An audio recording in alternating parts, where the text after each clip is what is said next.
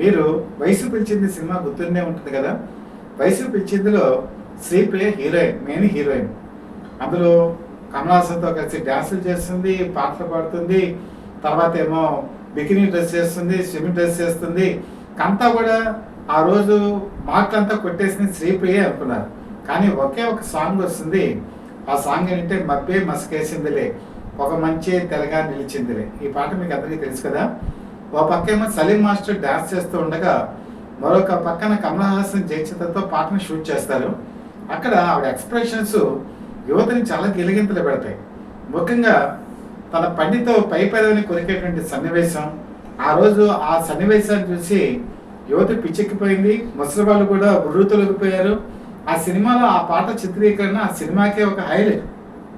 మొత్తం మీద సినిమా అంతా చూసుకుంటే జయచిత్ర ఈ ఒక్క పాటలోనే మార్కులన్నీ కొట్టేసింది. అంతకుముందు శ్రీప్రియ చేసినటువంటి అన్ని భంగిమలు, అన్ని నృత్యాలు కూడా ఒక్క పెట్టున తేలిపోయాయి.